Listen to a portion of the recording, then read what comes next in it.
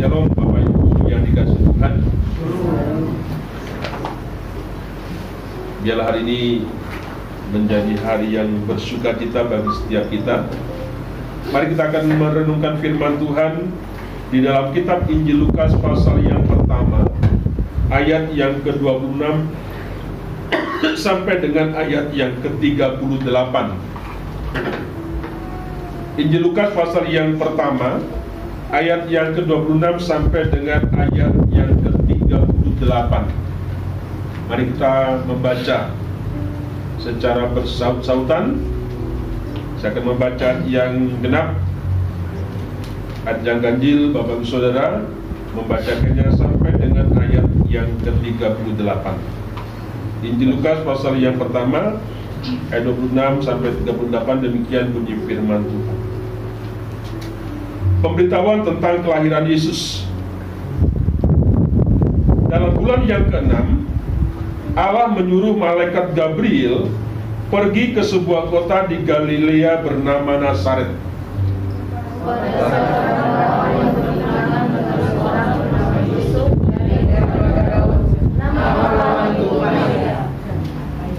Ketika malaikat itu masuk ke rumah Maria, ia berkata, "Salam hai engkau yang dikaruniai, Tuhan menyertai engkau." Maria terkejut mendengar perkataan itu, lalu bertanya dalam hatinya, apakah arti salam itu? Kata malaikat itu kepadanya, "Jangan takut, hai Maria, sebab engkau beroleh kasih karunia di hadapan Allah. Sesungguhnya engkau akan mengandung dan akan melahirkan seorang anak laki-laki, dan hendaklah engkau menamai dia Yesus.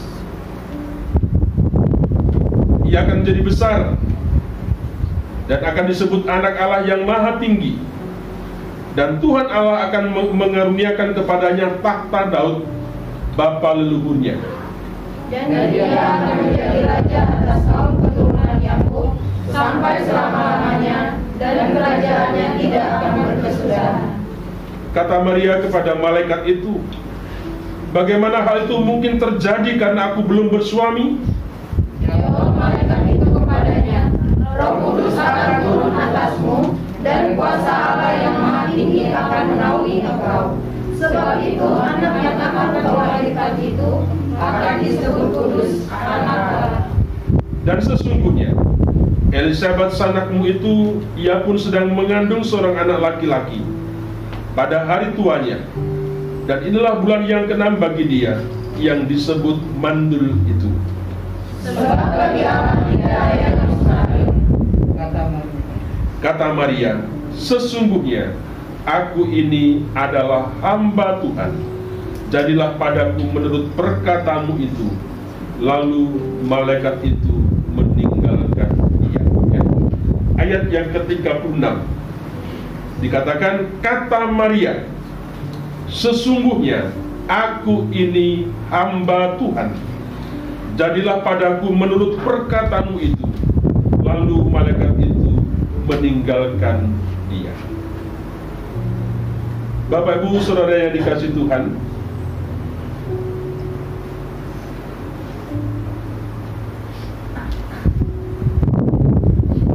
bagian ini mengisahkan tentang kunjungan malaikat Gabriel kepada seorang perempuan yang bernama Maria di Nazaret.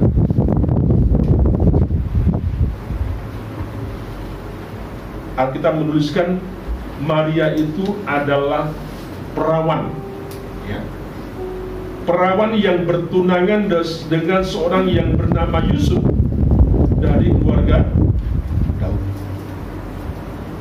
Nah, tujuan daripada malaikat Gabriel datang kepada Maria, ya, itu adalah untuk menyampaikan sebuah berita besar. Berita besar apa itu? Tentang keterpilihannya. Maria itu menjadi perempuan yang akan melahirkan seorang anak laki-laki, ya, yang nantinya namanya itu sudah ditentukan. Siapa nama itu ditentukan itu? Yaitu Yesus. Yesus itu adalah anak, akan menjadi lebih besar. Dia disebut sebagai anak Allah yang maha tinggi. Kepadanya diberikan sebuah takhta Daud. Dia menjadi raja atas keturunan Yakub sampai selama-lamanya. Dan dikatakan kerajaannya tidak akan berkesudahan.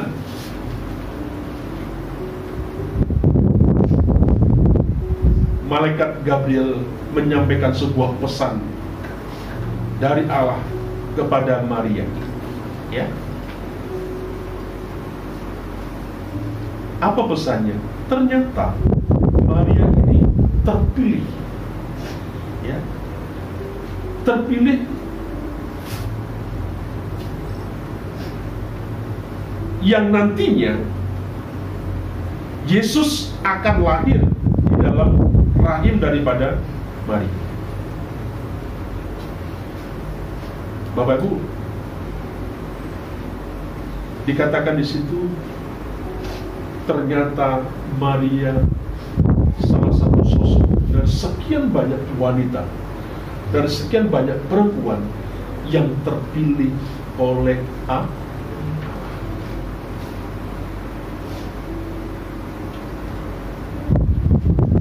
Bapak Ibu Tuhan, ketika malaikat ini mengunjungi kepada Maria, di sana dikatakan malaikat memberikan sebuah salam kepada Maria.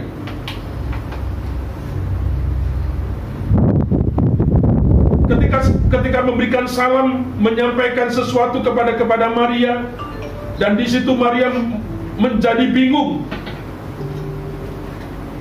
Dia bertanya-tanya.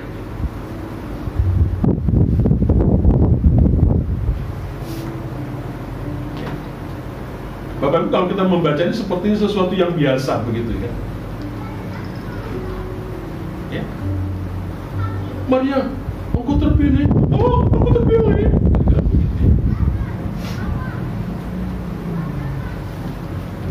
Yang memilih Tuhan, yang menetapkan Tuhan, yang mempercayakan kepada Maria itu Allah.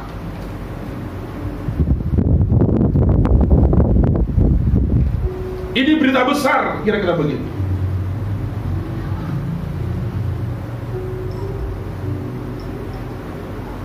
Seyogianya bangga, seyogianya bahagia. Kenapa?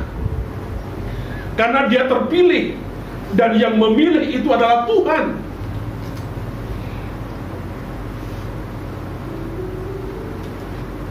Ketika mendengar salam daripada malaikat, Maria menjadi bingung. Maria bertanya-tanya dalam hatinya. Bapak Ibu, malaikat itu memberikan sebuah ketenangan kepada Maria dengan dia mengucapkan. Ya, di situ apa dikatakan? Jangan takut. Jangan takut, sebab engkau beroleh kasih karunia.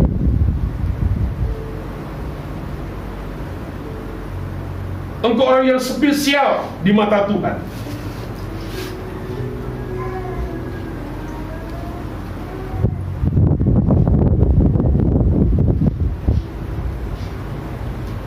Bapak Ibu, walaupun Maria sudah ditenangkan dengan ucapan daripada malaikat ini, Maria masih tetap bingung. Bingung dengan apa? Dengan berita tentang kelahirannya, tentang lahirnya seorang anak nanti yang harus dia alami.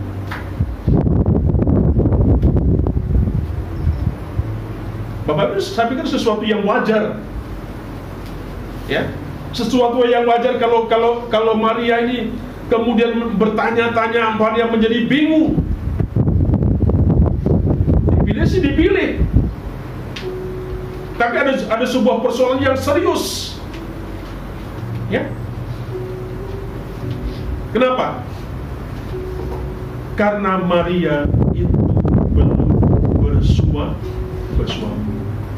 Kalau bersuami dipilih, nggak masalah, nggak jadi problem.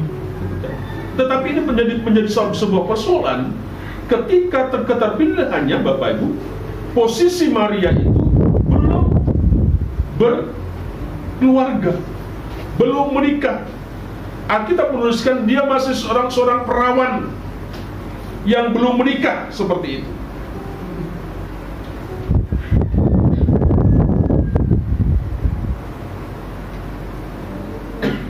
Karena mudah bertanya, bertunangan itu seperti apa sih?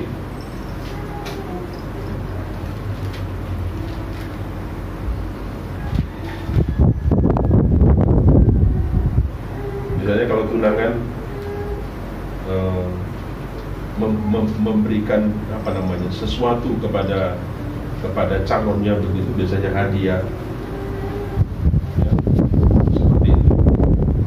Dan menurut hukum Yahudi pada waktu itu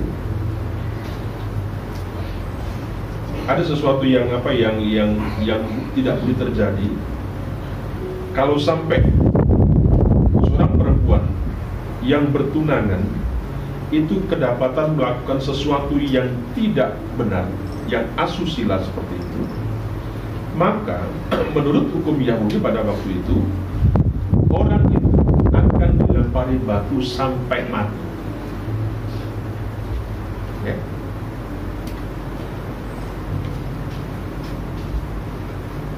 Ini hukum Yahudi pada waktu itu yang berlaku seperti itu. Sampai ada seorang orang perawan hamil lebih dulu, maka hukumannya, ya, itu adalah dilempar batu.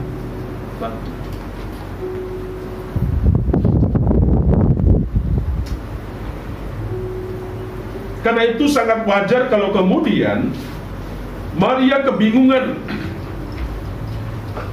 sehingga dia berkata, bagaimana ini mungkin terjadi?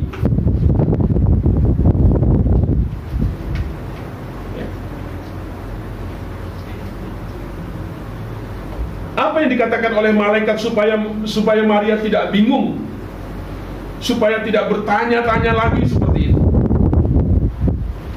Malaikat itu berkata kepada Maria, Roh Kudus, ya, akan turun ke atasmu, dan kuasa Allah yang Maha Tinggi akan menaungi engkau. Di saat kita sedang bertanya-tanya dalam sebuah kebingungan, mengambil sebuah keputusan, malaikat menyampaikan, memberikan sebuah jawaban atas apa yang menjadi keresuhan daripada Maria. Dikatakan apa? Roh Kudus akan turun kepada kamu, dan kuasa Allah yang akan menaungi.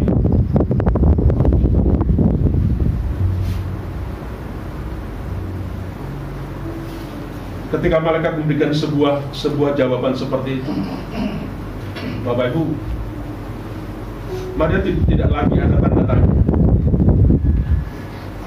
ya.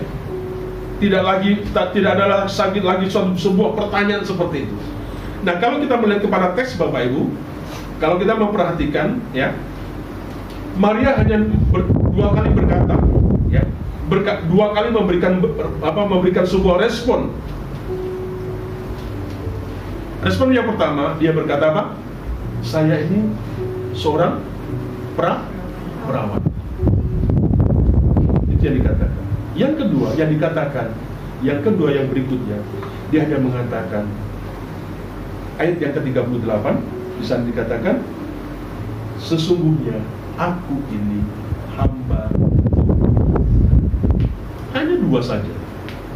Sebagai respon yang dia sampaikan, dia katakan kepada malaikat. Bapak Ibu, ketika malaikat berkata, gak usah takut, gak usah khawatir, Roh Kudus yang akan turun ke atasmu, kuasa Allah yang akan menaungi engkau.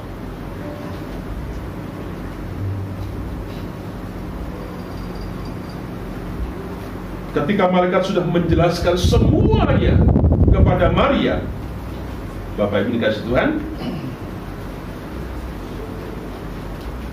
apa yang terjadi kemudian? Maria tak ada lagi tanda tanya. Ya. Tak ada keraguan lagi.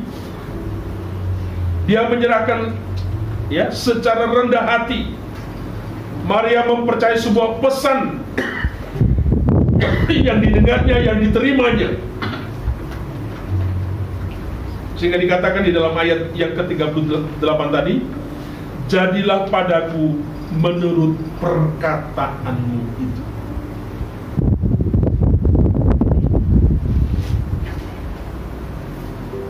Ya. Bapak Ibu Tuhan, bagaimana mungkin hal itu terjadi?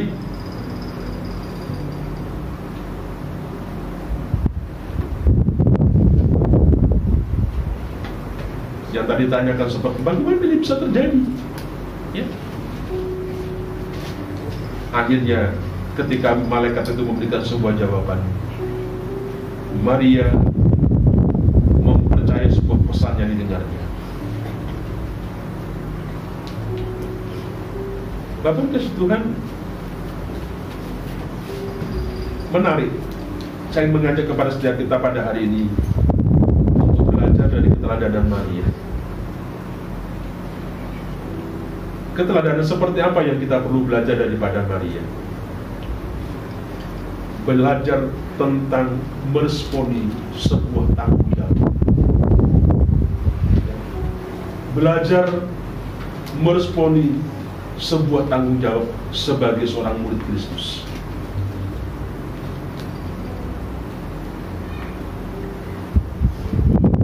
Jadilah padaku menurut perkataanmu itu.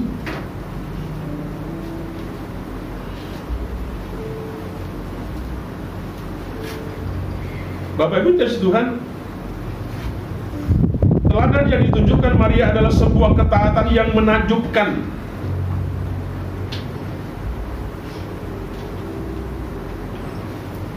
Coba perhatikan di dalam ayat yang ke-38 di sana.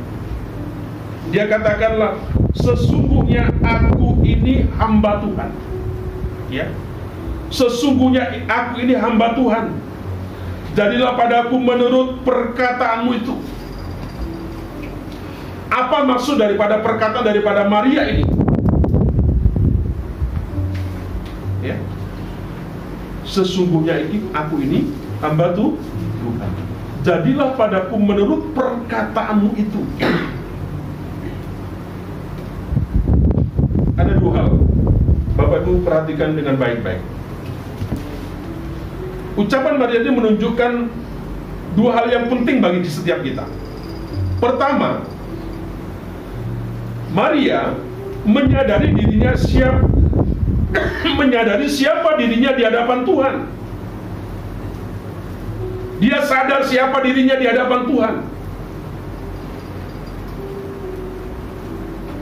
Dia tahu siapa dia, bagaimana dia, bagaimana kehidupannya, bagaimana semuanya. Dia sadar Tuhan tahu siapa dia.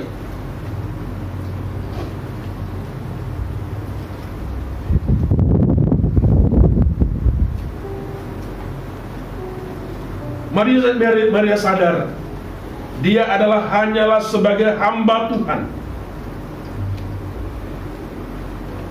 Sebagai hamba Tuhan, Tuhan berhak memperlakukan dirinya sesuai maunya Tuhan. Ada pujian yang mengatakan kepada setiap kita yang sering kita nyanyikan, suka-suka Tuhan. Apa yang kau suka, lakukan. Apa yang kau mau, lakukan. Engkau buat dalam kehidupanku. Kenapa? Karena aku ini adalah hamba Tuhan. Siapa yang ada dalam Kristus, dia adalah ciptaan yang baru. Yang lama sudah berlalu. Artinya apa? Yang ada dalam kehidupan kita bukan kita lagi, bukan aku lagi, tetapi Kristus yang hidup dalam diri kita. Dialah yang menguasai kehidupan kita. Hidup kita punyanya Kristus. Kita tidak menjadi ownernya dalam kehidupan kita. Kita bukan pemilik dari kehidupan kita, tetapi Allah yang menjadi pemilik dari kehidupan kita. Dia sadar akan hal itu sehingga mengatakan, ya, aku ini hamba Tuhan.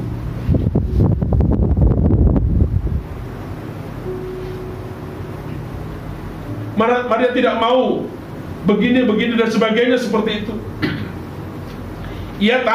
Maria tahu bahwa Allah punya kedaulatan untuk melakukan apa saja terhadap siapa saja, ya, termasuk terhadap dirinya. Apa yang Tuhan mau, yang suka-sukamu Tuhan. Itu hak Tuhan, punya hak seperti itu kepada setiap kita. Dan bisa jadi itu diperlakukan kepada setiap kita, bahkan terhadap dirinya sendiri. Karena itu ia siap menjalani perintah Tuhan, apapun konsekuensinya, ya. Apapun konsekuensinya, apapun resikonya yang nantinya dia dapatkan, dia siap. Apakah Maria mengerti nantinya seperti apa, endingnya seperti apa? Dia tidak ngerti. Ya. Walaupun sesungguhnya Maria sendiri tidak tahu pasti apa yang akan terjadi nanti. Tetapi satu hal, ya, yang Maria tahu, Tuhan punya rencana, ya, yang besar, dan rencananya tidak akan pernah salah.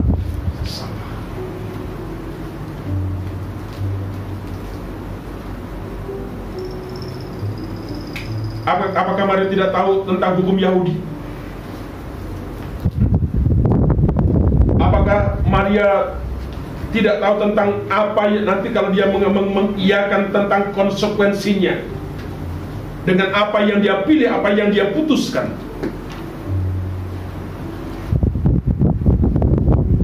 Apa yang terjadi, Bapak-Ibu? Dikatakan tadi, dilempari sampai dia mati. Bapak itu mengerikan.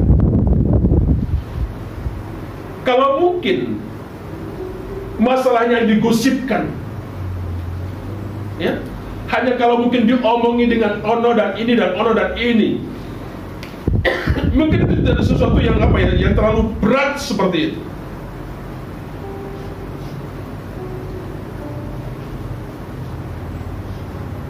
Mungkin masih bisa bertahan, ya. Tapi Bapak Ibu, kalau sampai Maria nantinya dilempari dengan batu sampai mati, itu sesuatu yang tragis, ya. Kita diomongi dengan satu dengan yang lain, itu masih biasa itu, ya. Tapi sanksi yang Maria terima, dilempari batu.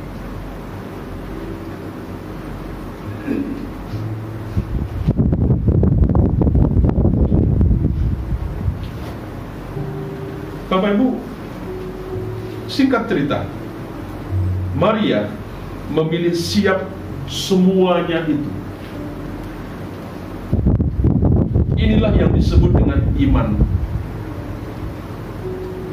Jika kita tahu dan percaya Allah yang menentukan, Allah yang memilih kita untuk sebuah rencana, walaupun dari kacamata manusia nampaknya pahit dan tidak masuk akal, Bapak Ibu, maka kita harus menyerahkan segala sesuatu kepadanya.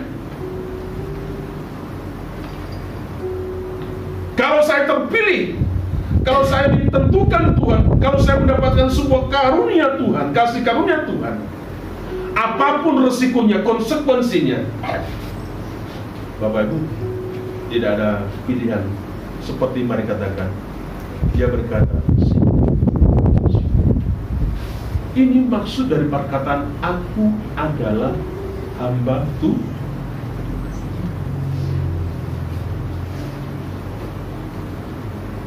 Bapak, apakah Maria tidak mempertimbangkan dengan keluarganya?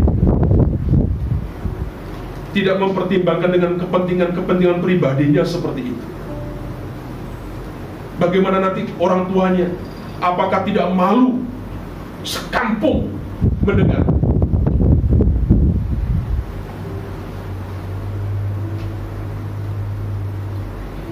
Tetapi Bapak Ibu,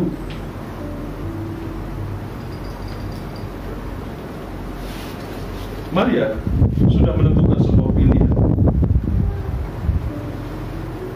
Ya. Saya ingin mengajak kepada setiap kita, jika kita tahu dan kita percaya Allah yang menentukan, Allah yang memilih kita untuk sebuah rencana besar, meskipun dari kacamata kita manusia nampaknya itu tidak mungkin, tidak enak, pahit seperti itu, tidak masuk akal, maka kita harus belajar seperti Maria, menyerahkan segala sesuatunya kepada Tuhan dan mengaminkan, mengiyakan apa yang menjadi tindakan, apa yang menjadi keputusan daripada Tuhan.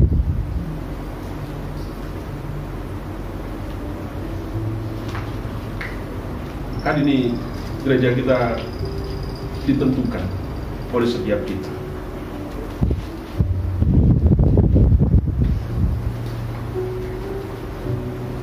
Ada orang yang ingin menyodorkan diri, pilihlah saya menjadi pelayan Tuhan tempat ini, menjadi majelis tempat ini. Tapi ada orang yang juga berudah mewanti-wanti, aku tidak mau seperti ini. Ya? Bapak Ibu, ada orang yang menonjolkan diri supaya dipilih. Tetapi ada orang yang memang sudah tidak mau dengan segala mungkin seperti apa yang menjadi beban daripada Maria seperti itu.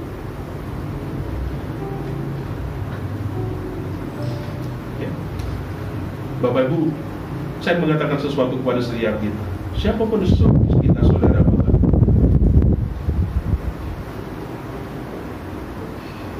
siapapun kita, kalau engkau mendapatkan sebuah kasih karunia dari Tuhan,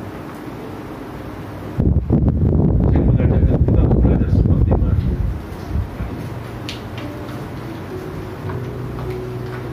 Pak, kegalauan dan sebagainya, katakan Roh Kudus yang akan menolongmu, kuasa Allah yang akan menaungi semuanya.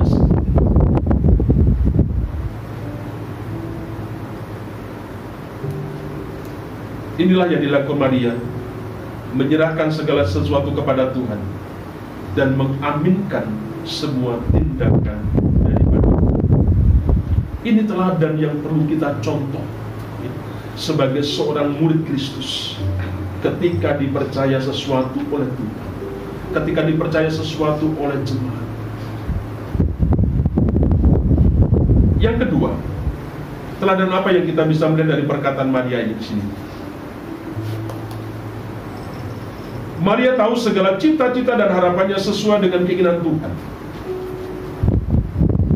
Tapi ia tahu rencana dan kehendak Tuhan jauh lebih penting. Ya, rencana Tuhan, kehendak Tuhan itu jauh lebih penting daripada yang lainnya seperti itu.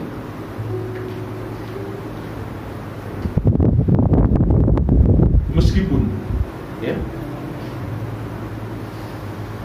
sekedar hidupnya harus berubah total. Maria mengesampingkan kepentingannya sendiri. Maria menempatkan rencana dan kehendak Allah itu atas segala-galanya.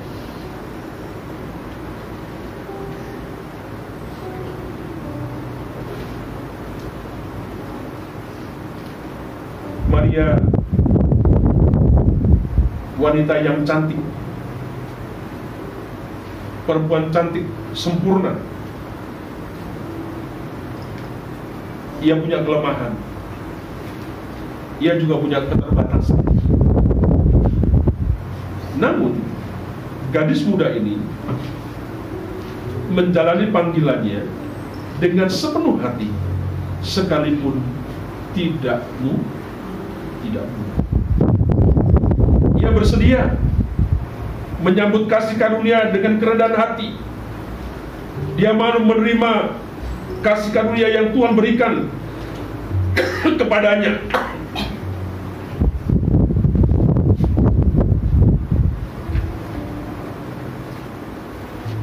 Bapak Ibu Tuhan, mari bertanya kepada masing-masing kita, diri kita sendiri. Bagaimana dengan kita?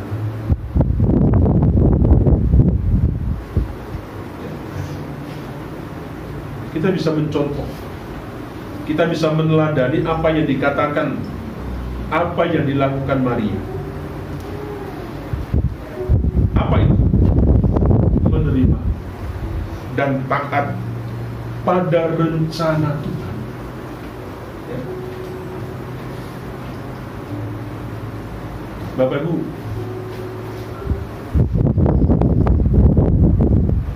saya tidak tahu apakah Bapak Ibu paham kenapa Bapak Ibu dibawa ke tempat ini. Kenapa Bapak Ibu tinggal di tempat di mana Bapak Ibu tinggal seperti ini.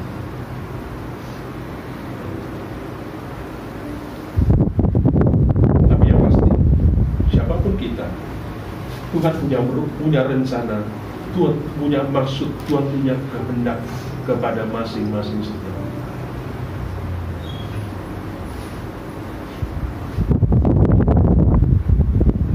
Saya tidak tahu kenapa Bapak Ibu mau berjemaat, bergereja di tempat ini.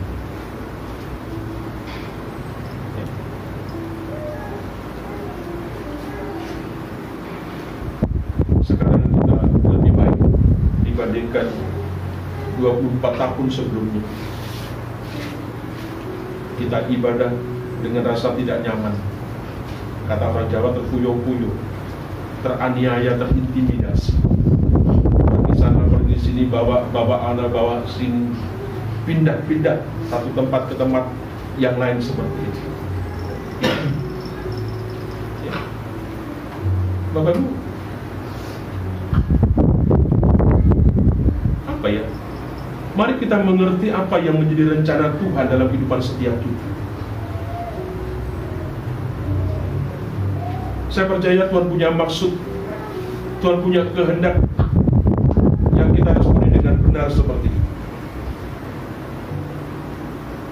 Walaupun mungkin kita bercita-cita ada rencana harapan untuk kita dulu pergi dari tempat ini, meninggalkan tempat ini. Yang memang harus kita akui. Saya mengakui seperti itu di tengah-tengah sesuatu masa yang sulit, yang sukar seperti itu. Ada bikin rasanya pindah. Ya.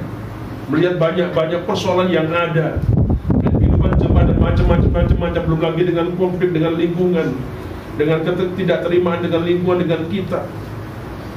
Jujur saudara manusia, kadang-kadang kita ingin pergi, meninggalkan, beranjak, pulang pergi kemana menurut hati kita itu yang paling baik seperti itu.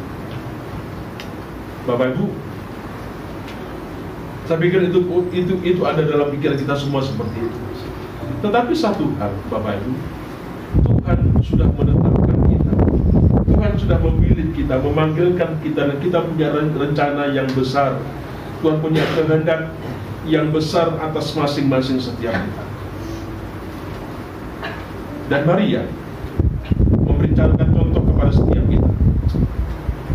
Apa yang dikatakan, apa yang dilakukan Maria, dia menerima dan dia taat kepada rencana Tuhan, meskipun semua itu kadang-kala ya, ketaatan itu harus dibenturkan dengan yang namanya sebuah kemustahilan, dengan dibenturkan dengan kesukaran ya, dengan sebuah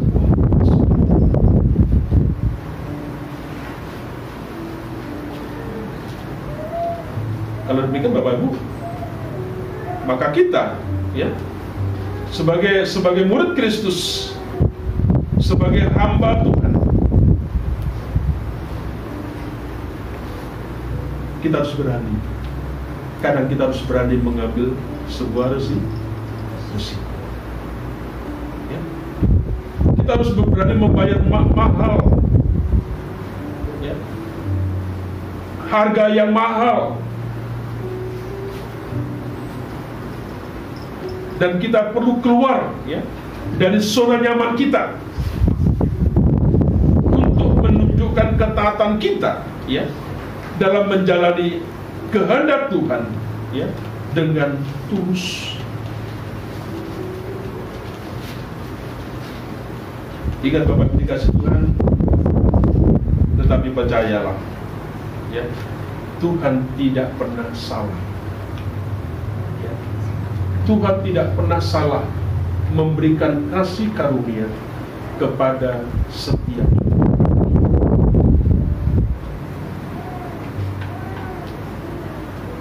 Saya mengajak kepada setiap kita, mari taati dan imani apa yang Dia selenggarakan untuk kita.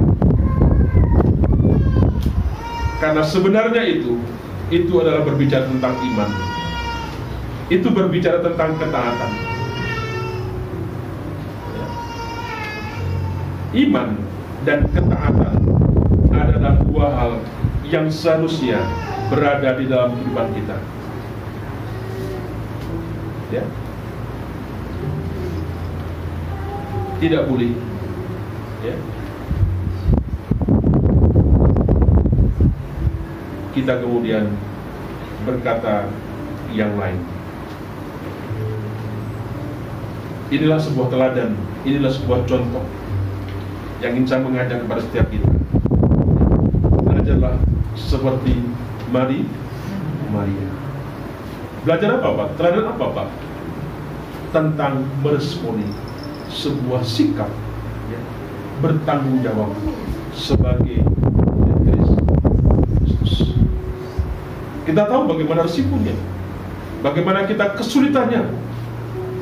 Apa yang menjadi kesulitan kita mungkin sama, hanya beda kasusnya, seperti apa yang dialami oleh Maria.